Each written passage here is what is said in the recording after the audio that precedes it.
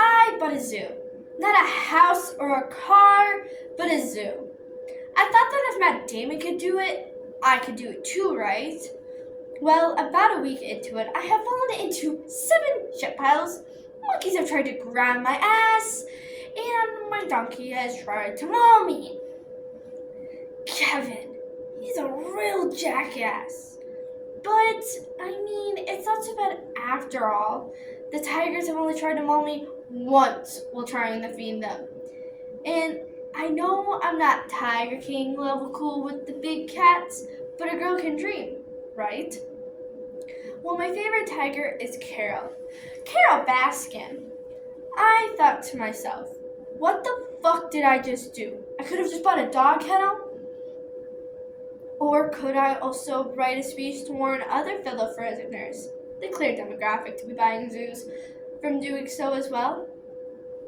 Well, I was lucky enough to find an article from ADDA in the 8th shit pile I fell into that states 6 million captive animals are in zoos, while only 10% of those animals are endangered. This shows us that zoos aren't doing anything good for the environment and are instead adding to the climate change crisis as they put these animals in cages for human entertainment. Because while Kevin may be a literal jackass, zoos are figurative jackasses and they need to be put down. Except for Kevin. He can stay. So through problems, causes, and solutions to our obsession with zoos. Because the answer is simple: capitalism. And the next time my monkey Lauren Boebert grabs my ass, it's going into a poetry. My monkey! So what? I bought a monkey named Lauren Boebert. After buying the zoo, I had to do so. And Kanye West was having a discount. So while Lauren is getting VIP treatment to the zoo, let's talk about 2 problems: animal rights violations and the climate change crisis. Zoos aren't doing anything good for the environment, like Kendall Jenner trying to cut a cucumber. So let's look at SeaWorld.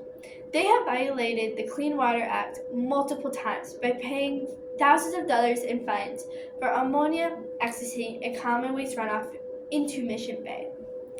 It's as if Lizzo and SeaWorld took a class together about putting on a nice front.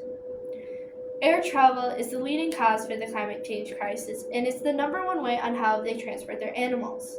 Because while I can barely afford breakfast, Shamu over here is getting VIP treatment. The animals that they are transporting through air travel were caught unethically, using cyanide, bombs, and torches. Because if the white man can't use them against humans, they will use them against orcas. Now, imagine sitting in a novice pros round, being so bored out of your mind, you can feel it shrinking. Well, now you can relate to zoo animals.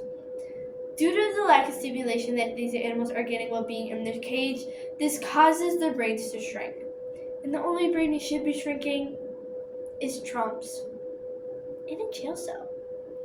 So while we're putting these animals on display for human entertainment, this raises the desire to want these animals as pets. As I would like you as my pet. Rawr. So being seen as an object, not having very many rights, and being seen for entertainment is both something that zoo animals and women can relate to. This makes you wonder, are zoos run by Kens or the Supreme Court? Now that we've talked about how Shamu is getting VIP treatment, to how politicians who look like tortoises who freeze on television are running zoos, let's talk about the effects zoos have on the biodiversity and the animals' brains. Zoos are killing the biodiversity of reefs and forests by taking away keystone players and putting them into cages. This disrupts the food chain and ultimately kills more animals than helps. Gorillas. That's the punchline. But no, Gorillas, and most men at frat parties, are key seed dispersal agents that help keep our forests alive and abundant. But as we take them out of their environments and put them into cages, this ultimately harms our forests more. And this is because zoos only have one thing on their mind: profit. It seems to me as if zoos really liked that one South Park episode with the underwear gnomes and liked their plan just a little bit too much. Step 1, steal all the animals from the wild. Step 2, hermina. Step 3, profit. Due to the lack of stimulation that these animals are getting in their cages, this is causing their capillaries to shrink, their dendrites to become less complex, and less blood flow to the brain. And this is causing irreversible damage to the animals. So you know how when a toddler gets really bored, they start to tell little J6ers? Well, that's how most orcas are. But instead of destroying your house, they kill their trainers. Except for me. Grandpa's in the backyard. Tilcomb was a killer whale. He killed 3 people. This was due to the lack of stimulation that he was getting while being in his cage. He was separated from the other orcas, and he wasn't allowed to get any other stimulation. And blowholes only do so much. The only stimulation that he was getting were from the killings. He was essentially getting a high off of them. Who knew that animals could get high? Now that we've discussed how Lizzo and SeaWorld are the same, to how tortoises are running zoos, and how Snoop Dogg and Tilcomb are getting high together, let's talk about ways to prevent this and help this. Most of these animals have spent over 50% of their lives in the zoos, like most of us at forensics meets, so they won't be able to make it in the wild. So they should be sent to animal sanctuaries where they're able to live out in a wide area with others of their kind. Now, for the younger and healthier ones, they should be sent back to the wild, where they're able to live free once again. Sounds like something we should do with the debaters.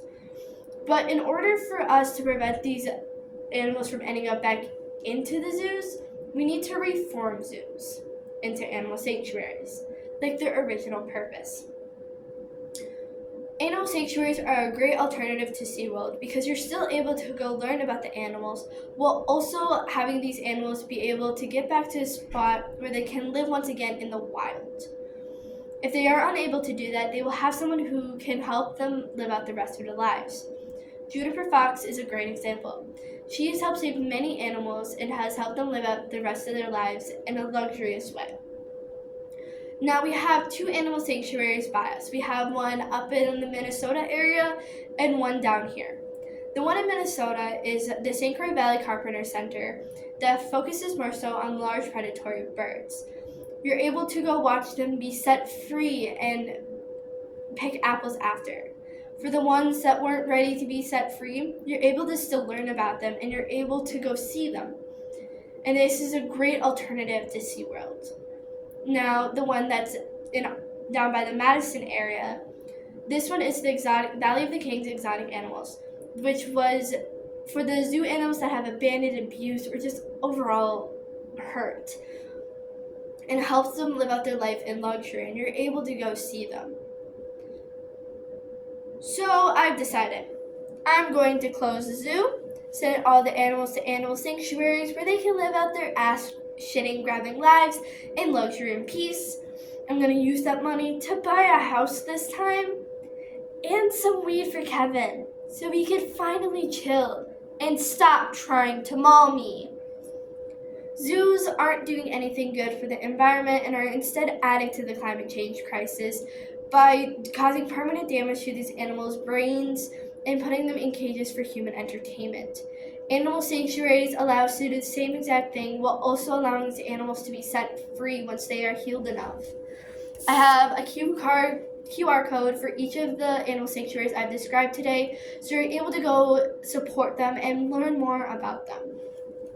So instead of leaving the world to be destroyed by zoos and climate change, we should leave it to the Republicans to do it for us.